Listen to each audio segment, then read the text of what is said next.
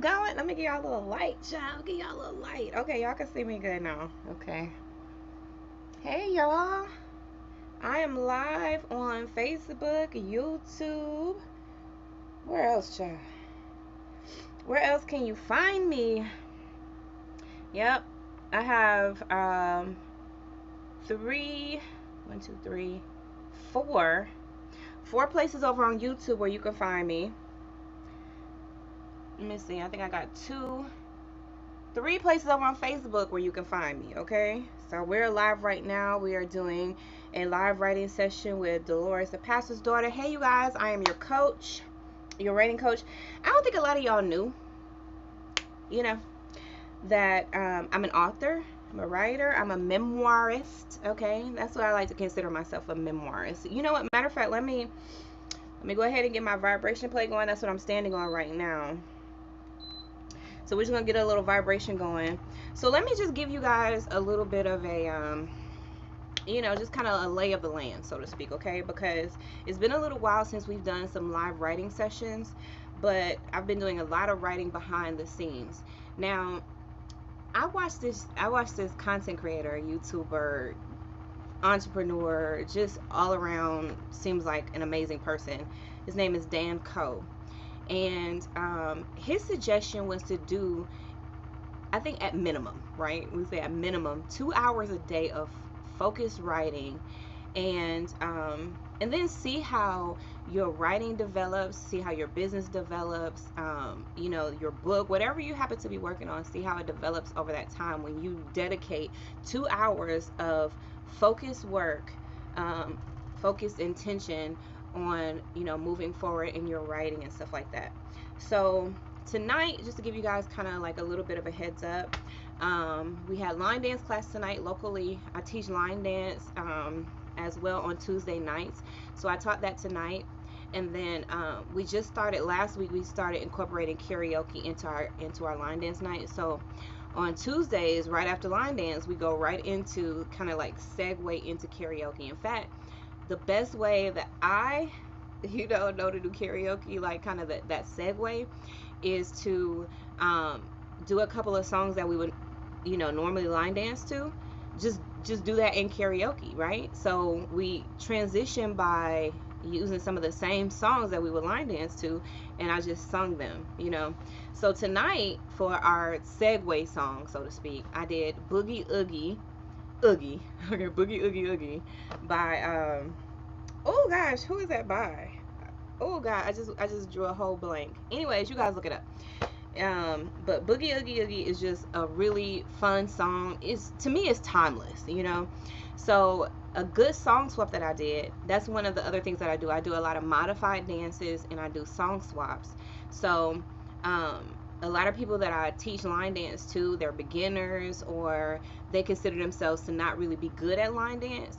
So what I like to do is like use some of those old songs that we used to do, and like just put the, just match a line dance that would go to that beat and that rhythm, like just match that, dance to the song. And it's been flowing very, very well. Also, I do modified dances because a lot of people that I work with are they're older or they have injuries or they just need to be careful,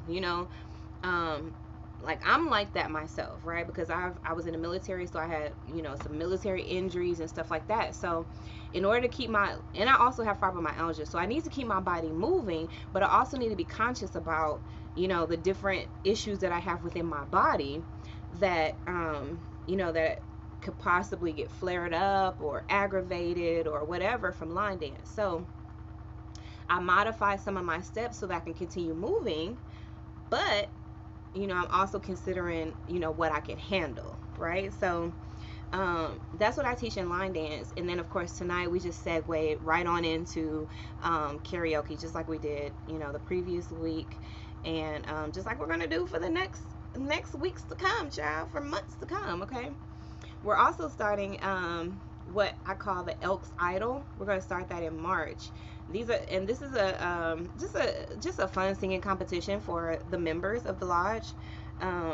So you know, that they can, you know, just kind of, participate in some fun activity, you know. A lot of us grown folks, child, we want to just have nice, good, clean fun. Sometimes we want to get out of the house, you know, but, you know, we still wanted to have like that comfortable feel. And to me, the lodge does a great job of really capturing that essence. And that's what I try to do also on Tuesday nights when I do my line dance and my karaoke. So, um, tonight was just the second night, so you know I could tell it's kind of like gaining traction, but it hasn't went like full force yet, right? So we're getting to that point. But let's go back into the 2 hour writer. So I'm one of those people that I work best at night, and y'all, I have tried. Do you hear me? Tried. Okay, with the duh at the end. I have tried to like move my writing schedule to like business hours, okay, like a 9 to 5, somewhere in between there. No, it just doesn't work for me. Like, I'm a late night writer, like, and I just have to be okay with that, you know. And I just, like, as I was just coming to terms with that, right, I was thinking, you know what, I'm probably not the only one. You know, I'm probably not the only one who likes to write late at night. You know, like, that's when my creative juices get to going. You know, so I feel like I do some of my best work late at night. And it's kind of, I feel like it's always been that way. In college, y'all, got 2 master's degrees. Child, when did I do work? When did I work? When did I write my papers? Late at night or like super, super early in the morning, 1, 2, 3, you know, in the morning. Hey, it just is, it is the way, it is what it is. Okay, people? So, tonight we're going to get into that. So just to kind of give you a little bit of a, you know, like just a lay of the land, so to speak. So right now we are in my she shed. This is where I do a lot of my creative work. I also have a little sofa over there, child. That's where I take my naps. As you can see, I've got my I Heart Naps sign. You could low-key kind of see it right there. And this is the, you know, this is my space here where I do a lot of my creative work. I have 3 screens here where I can kind of multitask. It's kind of my thing. I'm not really one who just work on one thing at one time, because the way my mind works, one thing is going to lead to another thing, is going to lead to another thing. And if I just focus on one thing, I feel like I'm going to miss something, or whatever thought that I had about another project is just going to leave my brain and it's never going to come back. So I feel like I got to like at least write it down in that moment, you know? And that's just kind of like how my flow is. And so what I decided to do was like, let's try this 2 hour writer thing, right? Like let's see what Dan Coe is talking about. Let's see, you know, if this really produces what we want it to produce, right?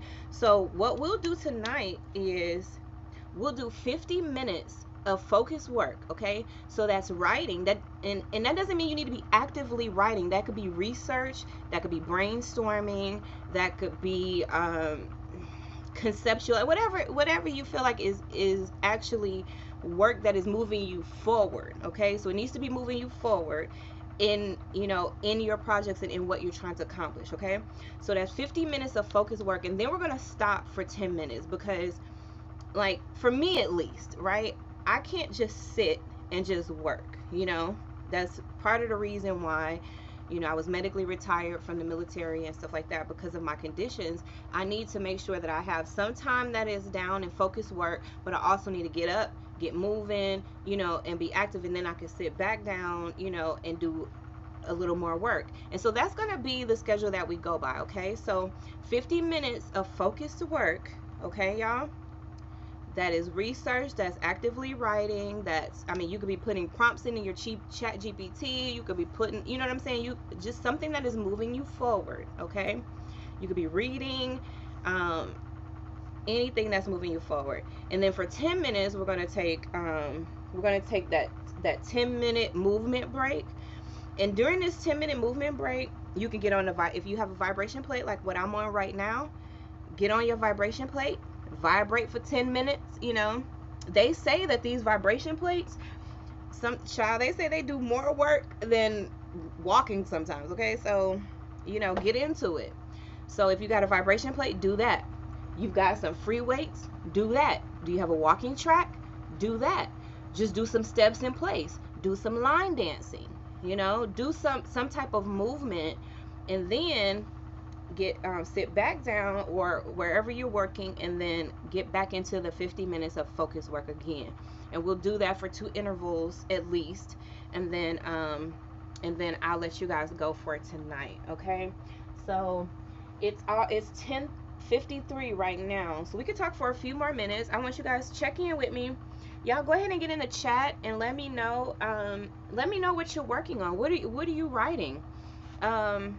Have you thought about what you wanted to write? Are you conceptualizing right now? Are you finishing up a project? Are you in the middle of a project? Like, let me know what you're working on. I'm your accountability partner. You're my accountability partner. I want to hold you responsible for and just send you some encouragement, some good vibes, for whatever you want to accomplish. It's up to you. For me, I think tonight, okay, we're done with the vibration plate for this 10 minutes. Okay, so for tonight, I'm trying to decide, like, before I left, I was working on all the details for the Elks Idol, and I think I'm finished with that. So I just want to make sure that I have that printed off, because I want to present it to the lodge on Thursday, and then I'm going to be done with that. Okay, and honestly, I kind of felt bad, because earlier I think I probably put in a good probably 2 hours working on it, and I was just like, geez, I probably should have been working on something else. But at least, that's just about done.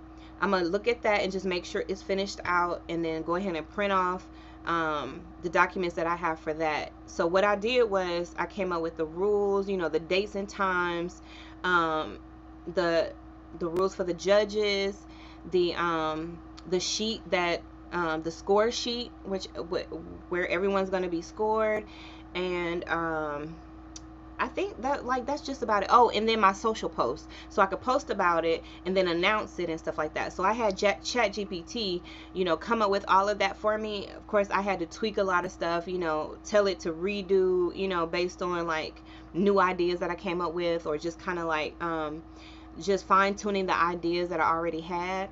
So we've got that in there. I just want to print it off and make sure that that's done, and it'll be I put it in a folder and just have it waiting for Thursday, for Thursday's meeting. And then I want to get back into this discernment, Daughters of Discernment movement that I've been working on. Right now I've created 2 school communities. One is the overall Daughters of Discernment community, and in there, y'all, some really good stuff that I created for y'all. In there, you're going to find the Tell Your Truth Daughter, the ebook that is going to get you started on writing your very own memoir.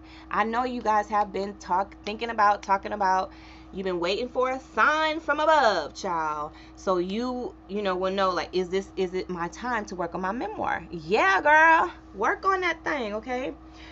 So that's what you can do today in the 2-hour writer. Like, go ahead and start conceptualizing, what you want your memoir to be about, what stories are going to make up your memoir.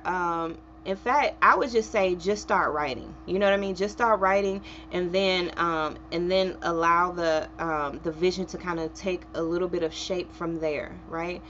So that would be my suggestion to get started. And then, of course, go over into the school community, and I've already put a lot of great information in there for y'all to help y'all get started on writing your memoir. So especially for people who have dealt with a lot of trauma, and especially if the people that caused your trauma or involved in your trauma is still alive, you're going to want to be really intentional about how you write your memoir. And these are like lessons that I learned from writing my very own memoir, because I wrote a memoir about my father, and he's still alive, and in fact he lives in the same county that I live in. Okay, so that just lets you know, like, this could get really sensitive and really crazy for people who are ready to tell their story, but they still got to consider the other people who are involved in their story, or who are characters in their story, so to speak. So the Tell Your Truth Daughter memoir writing series is really going to help you to, focus on that and not be scared, not be intimidated. Go ahead and start writing your story, getting it down on paper, start recording. In fact, during this 2-hour writing session, you could be doing voice recordings of your stories. You don't have to just sit down and write at a computer, okay? You can do transcription, you can talk, and then transcribe what you're saying. If you are a content creator and you're telling your stories, record your stories, transcribe your stories, and then that becomes some of the foundation for your book, okay? I'm gonna make this process really, really easy for you if you stick with me and stick with this 2-hour writing session. We're gonna go ahead and get started in a minute. So let me go ahead and transfer this screen over to. This is our countdown, and we're gonna like I said, we're gonna work for 50 minutes. Right, we've got our timer so we can stay on task. And y'all, I have not even got myself cleaned up or nothing from line dance class. I just came right on in here, like, let's get to writing, okay, people? So let me go ahead and get this started for you. We're gonna do a little bit of lo-fi music in the background, just something that's just gonna be mellow, just chill, kind of like white noise, okay? If this is not something that works good for you, you can go ahead and mute out, or just mute the video. Keep it on there if you just want, the vibes and, just that the community feel of all of us writing together, okay? It is 10:59 now. This is probably a good place to go ahead and start my timer. And I'm going to go ahead and mute out. We've got the music going. Can y'all hear the music okay? Is it at a good volume for you guys? I could turn it down or turn it up if you need me to. Or you can do that on your end. And, all right, it's 11 o'clock now. I'm muting out now. We're going to go ahead and start the timer, okay? Let's get to writing.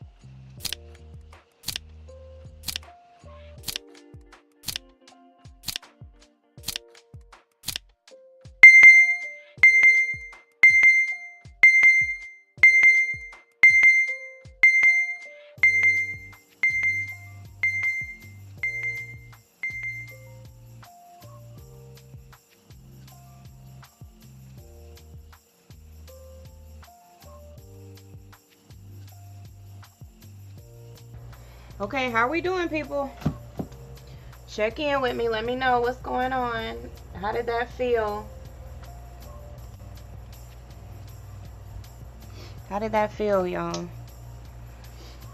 I don't know if y'all were looking, but there I go again, child. Like, my mind was everywhere, okay? So, I just created a new folder. Let me go ahead and do some, let me vibrate a little bit while I take these slides off. Okay. So, I told you I've been working on the discernment decision lab on the school app. So I've got two communities on the school app right now. One is the Daughters of Discernment. This one's strong today, y'all. It's got my voice on. Did y'all ever do that when y'all was kids? Like, be like, right into a fan so you can hear how it makes your voice sound. Okay. Okay, so I was working on the decision audit. That's going to be a worksheet. The decide this now, that's a guide, workbook guide, and then the discernment based decision guide for clear decision making, or for making clear decisions. That, and then let me just say this too, that like this was part of the reason why I went into the daddy issues series, because and I know I haven't really like done a good job at tying all of this in just yet, but I will. Okay, so just bear with me here, so the tie-in for the daddy issue series is just from my own story, right, from my own experiences. My daddy issues, or my issues with my father wound, my upbringing and the things that kind of just stuck with me. um to me, it really manifests itself in my decision making, right? And that's in like all areas, right? That's in relationships and career and home stuff, finances, I mean all the things, right? um where that the daddy issues really start to show up for me. Like, I've done a lot of work, y'all. I've done a lot of healing work. I've been in therapy. I'm very aware of what I've gone through and how it has impacted me in adulthood, how it's impacted my decisions, how it's impacted my relationships, and everything. And so I'm at this point now in life where I still have daddy issues, right? I don't think that that's ever going to be something that just goes away, because I don't think that we even realize how our daddy issues will manifest sometimes until we are faced with a situation or an event, or a relationship or something that really starts to highlight the fact that we got daddy issues. You know what I mean?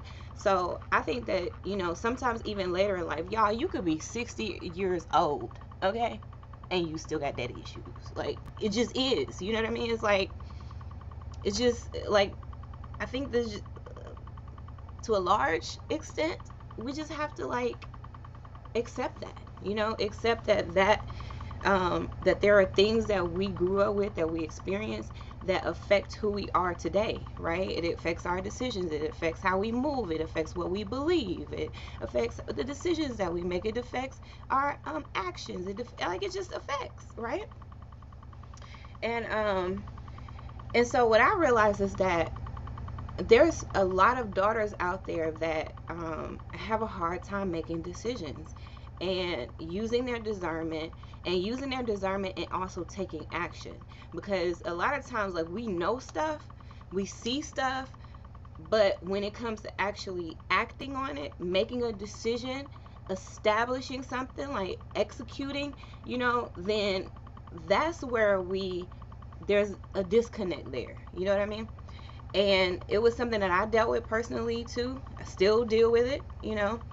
And so I always refer back to my decision making process. And because I have a decision making process, I'm like, you know what? it's probably a lot of daughters out there that don't have a decision making process. I mean, how could you really? Like, how could you just be like, okay, well, I know I need a decision making process, unless that was something that you were taught. But for me and probably a lot of daughters, because of the relationship dynamic, because of whatever our parents were going through, whatever issues, parent issues, mom issues, daddy issues that they have, it affected how they raised us, right? But it's our responsibility at this point to do something about it, right? Like, we can't just be like, well, you did this to me, and then that just be it, and then that's our alibi, that's our excuse, that's, a way of not taking accountability, not taking responsibility, not taking control in our power, for our own lives. So it's one thing to know a thing, to see a thing, to identify it, for our discernment to, like, okay, we know we got discernment. But when it comes to actually making a decision, when it comes to actually following through, when it comes to actually doing the thing,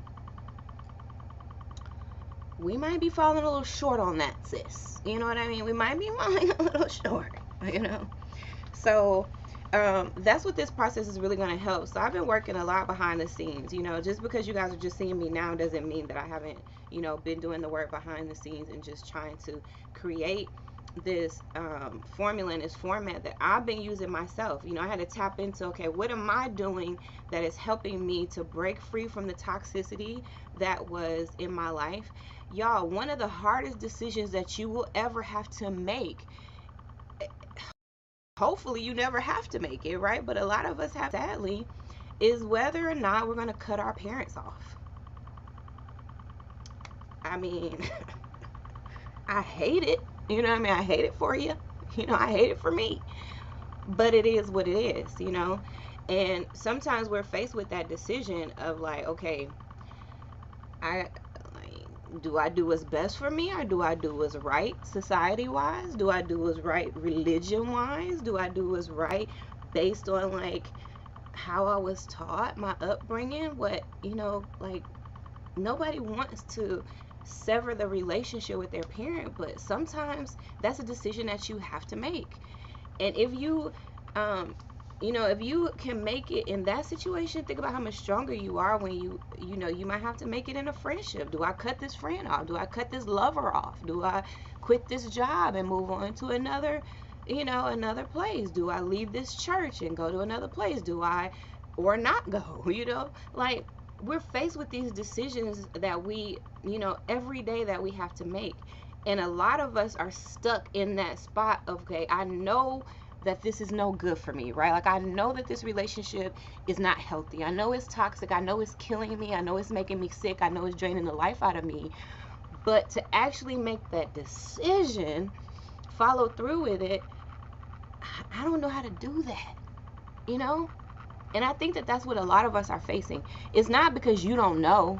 It's not because you don't have the information. It's not because you don't know enough details. It's not because you can't do the research. It's not because you're not educated enough. It's not because you don't know what's best for you. You do.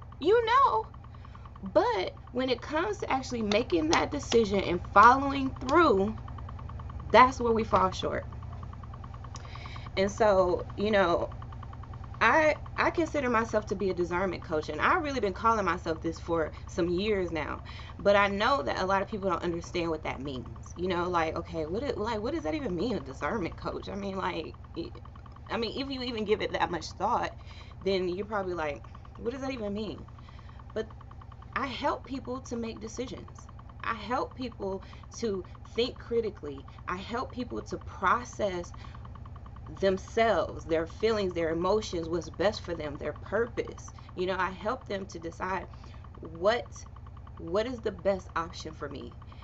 And that's even a key right there. Like, what's the best option? Because people think like it's always like a good or bad. Like, I just gotta make the good choice or the bad choice. But sometimes there's good and bad in all the choices that you have. But you have to discern what is the best choice. Do y'all remember like taking tests in school and stuff, and they would ask you like, choose the best answer, and you're probably like, wait a minute, like, no, you just want to choose the right or the wrong answer. Okay, that's easy. But in real life, when you're making real life decisions, Sometimes it's not that black and white. Sometimes it's not like, okay, it's just that it's easy enough to just choose between what's right or wrong. No, child. Sometimes you have to choose what's best, knowing that there are going to be good and bad in every decision that you make. But how do you process that?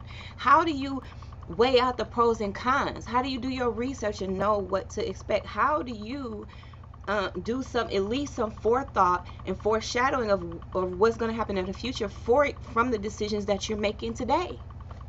And a lot of people get stuck in this like this loop of like, okay, I don't know, like how can I make a decision, you know? And a lot of our difficulty with making decisions stem back to our very foundational relationships, where we learn to not trust ourselves. We learn to doubt every decision. We learn like, I can't trust my choice. I don't know what's best for me. You know, I need someone else to make my decisions. I'm not here to make a decision. I'm not going to make your decisions. No, your decisions are yours. Okay, sis? We all got to make our own decisions. Every daughter is responsible for herself. But I'm a daughter also in this fight with you. And I can be of assistance in a way of saying, hey, like, these are some things you can consider. This is a framework that you can go by, giving you encouragement, enlightenment, and a little bit of a push to say, hey, you know, like, you know the decision that you have to make. You know, I got your back. You know, make the decision that you need to make. You stand on it. You know what I'm saying? Do what you got to do, sis. And I think that we're lacking that so much in our friendships, in our relationships and stuff like that, that I think it's just a wonderful thing to have a sister, you know, in discernment, who can help you from that perspective. I'm not going to give you advice. I'm not giving you therapy, child. Nope. I can't do it. Ain't gonna do it. Now, I'm a counselor. Yes, I'm a nationally certified counselor. However, I'm not here to counsel you. I'm not here to therapize you. You know what I'm saying? I'm not here to give you advice. No, I'm here to help you discern. And there is a huge difference between giving advice and helping someone discern. And so that's what, you know, I'm working on to help bring that to life and help that to become clear. Okay? Clear to the daughters. To God's daughters. Okay? So let's go ahead and get back started. Let me share my screen here. And we're going to go ahead and get right into the next half of our 2-hour writing session, as made popular by Mr. Dan Coe. If y'all don't know Dan Coe, go and follow him on YouTube. He's also on X, Twitter X. And he put some great content out, so I encourage you guys to go and check out his channel as well. So let's go ahead. I'm going to turn the music back on. Let me turn up just a tinge. Okay. So I've got the music back on. I'm going to go ahead and mute out, and let's go ahead and get back started, you guys. Also, at any time, you can say, you know, you can, don't say whatever you want to, child. Don't get crazy now, okay? But put your comments in the chat. Let me know what you're working on. I'm your accountability partner. Let me know what you're working on in the chat. I'm going to see you some great creative energy, some great vibes to create and do whatever you need to do, child. I'm here for you, sis. So, and just put your comments in the comment section. If you have any questions for me, go ahead and put that in the comment section as well. During my breaks, I'll just come back and check it and answer any questions that you may have. Okay, let's get back started.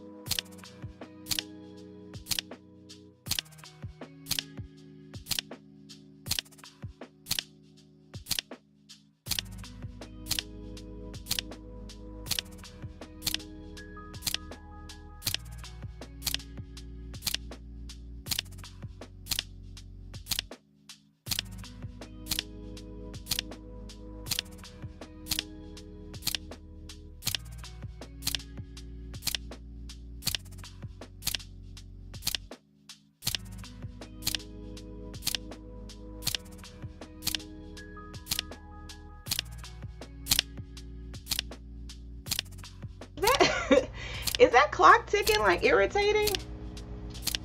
I just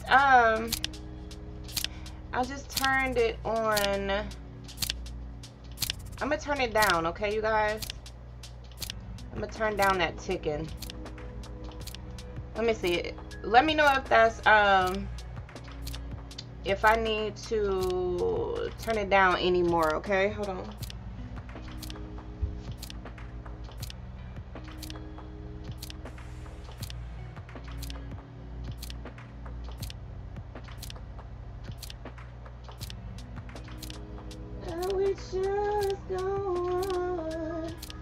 I need to turn it down anymore, okay? Hold on. That's not bad now, right?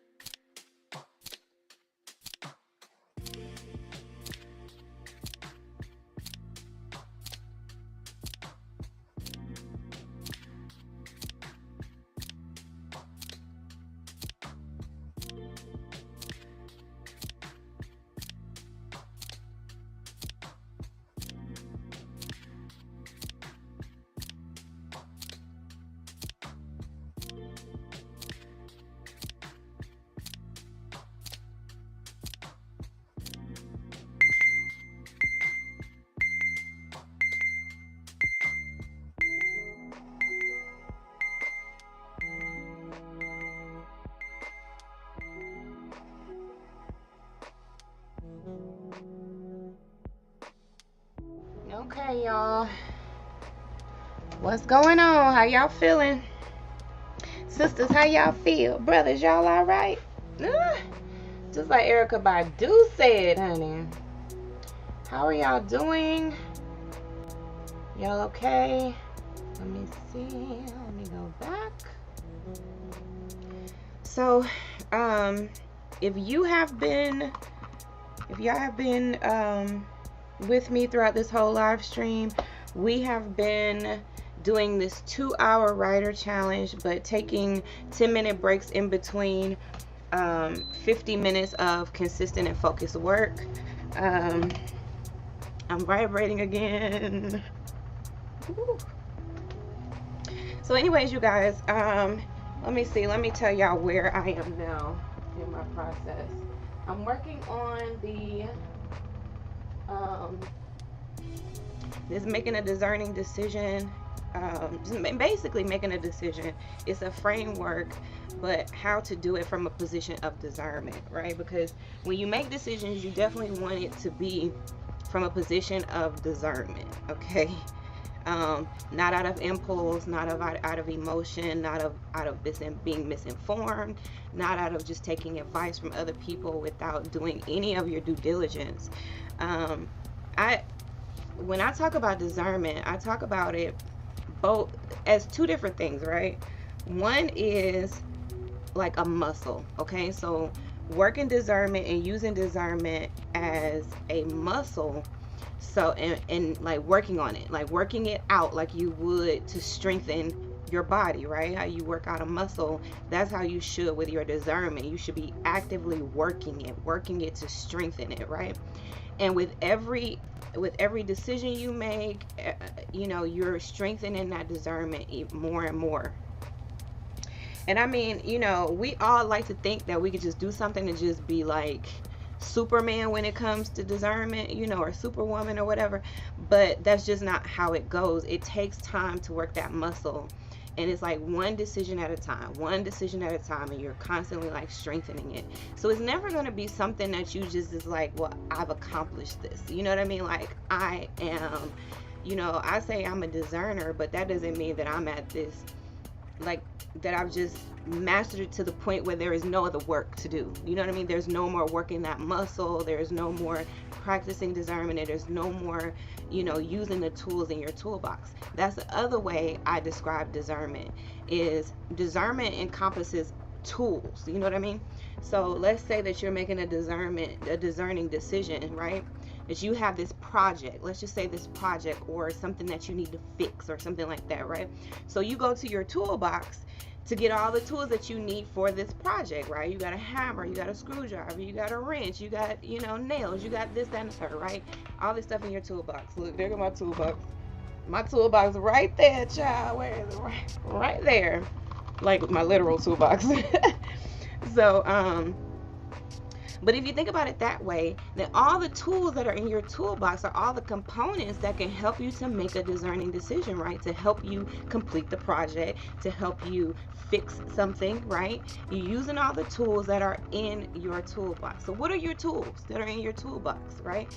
So that is research, that is intuition, your Holy Spirit, experience, trusted advisors, like you got trusted people that you go to. Like, it's not bad to have people that you can go and talk to and say, hey, I'm thinking about this is a decision that I have to make, or this is something that I'm facing, and I'd like to know what are your thoughts about it, and it's not like you're just taking that person's advice and that removes you from any responsibility or accountability for your own decisions, but that helps you to make a decision, because now you can lean on other people's toolbox too, right? You can lean on their experience, you can lean on their research, you can lean on their Holy Spirit, you can lean on different things, right? That's all tools that are in your toolbox. I even say your emotion is a tool that is in your toolbox. Here's the thing, right? Here's the thing with emotion. This is why people always attack emotion, is because you end up giving that way more weight than it deserves or that it needs in your decision-making process. So, okay, let's say that, emotion is a hammer, right? But the job doesn't require a hammer. Okay, it requires a wrench. It requires a screwdriver. It requires something else, right? Or it requires a combination of tools, right? So you may use for this project, you may use a little hammer, you know what I mean? And you use some screwdriver and use a little wrench in there. It's meaning that you're using the different tools that you have available to yourself. But they're all available and they're all for your use, and they can all make this project work beautifully, right? And turn out beautifully. But do you know what tools to use? Do you know how much to use those tools? Are you using the hammer, right, which is your emotions? Are you using that completely for the whole project, and that's all you're using? So completing this project or making a discerning decision is all based on you just using this hammer. You know what I mean? And it's like, nah, you use a little hammer in there, okay? Use just a little bit of hammer. You use a little bit of this and you use a little bit of that tool, you know? But they're all available to you. So don't just exclude all of the other tools, especially tools that may be a little bit better fit for this job, you know? Or you may need to use a little bit more of the wrench. You may need to use a little bit more of the screwdriver for this job than you do the hammer. But without practicing discernment, working that muscle one decision at a time, you know, constantly, then you don't really know. You don't really know what the proper tool is for the job. You don't know how to use the tools to where you can make the best project, the best decision of your life, you know?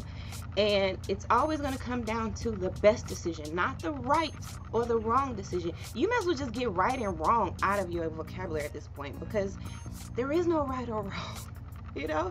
Things are just not that black and white. Like, virtually nothing is, you know, like there's just a handful of things that are really just black and white. Nothing is. There's gonna be a little bit of like bad, so to speak, you know, in your good decision. There's gonna be some pros and cons. There's gonna be positives and negatives. There's gonna be two sides to everything. And as long as you remember that and know that, then you won't get stuck on and hung up on right or wrong. Just really know right or wrong. It's what's best. And that's how your decisions, that's how you have to be focused with your decision. Okay, I have to make the best decision, not the right decision, not the wrong decision. That's what keeps you stuck in indecision, because you're like, dang, I don't want to make the wrong decision. But sometimes there is no wrong decision. It's just that you have to make the decision and you have to weigh it all out. And all of that, those things depend on you. They depend on the circumstances. They depend on who else is involved. You know, there's a lot of, you know, there's a lot of nuance there. There's a lot of things to consider there. But the thing is that we've never been taught how to think critically, how to make the best decisions of our lives, how to use our God-given gift of discernment. Then we're really just out there just trying to figure it out. And a lot of us can't afford to just keep trying to figure it out, right? We need somebody to just help us figure it out, you know? Like, we're just bumping our heads, like, not really knowing how to critically think, not really knowing, you know, how to make a decision, not really knowing how to weigh out the pros and cons, not knowing how to use the tools in our toolbox. So this is how this helps, because then you realize, like, you know, you can remove yourself from the whole right or wrong. You know, don't even be invested in that, in what's like, this person's right, I'm right, you know, my discernment was right. Like, it doesn't matter. You chose what was best. And then when you get new information, when new information is presented to you, weigh it out. Like, do I need to go back and weigh out my decision? Does my decision need to be changed? Does it, you know, and be okay with that. Be okay with, like, okay, now I've got new information. You know how, like, they'll close a case in court, right? They close a case, it's closed. But if any new evidence, comes, we got to open that case back up. But see, you got to evaluate that. Okay, do we need to open this case back up? Does this new information, this new evidence, change anything? I don't know. Maybe it does, maybe it doesn't. But that's what the discernment process will do for you. That's what having a framework will do for you, you know? You can take the guesswork out of making decisions and actually work the process of making decisions. Does that make sense? So that's where, that's where we are in our process right now. That's what I've been working on behind the scenes. And that's where the daddy issues stem from, because there had to have been something that just made you doubt yourself so much, made you not trust yourself. It could have been trauma. It could have been parenting issues. It could have been the absence of parents. It could have been, a few, a combination of things that really, factored into you being in this place right now where it's like you can't make a decision. Your discernment is not where it needs to be. And but all is not lost. You know what I'm saying? Like, people would tell you all day, like, you need discernment, where's your discernment? But they don't have the tools, they don't have the wherewithal, they don't even have the discernment to tell you how to discern, child. Like, it's like, I hear what you're saying, but you ain't even able to help, child. You're just able to point out my shortcomings.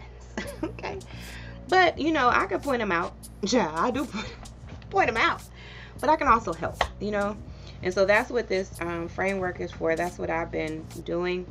That's what we're working on right now. So what are you all working on? Our 10-minute break is up, people.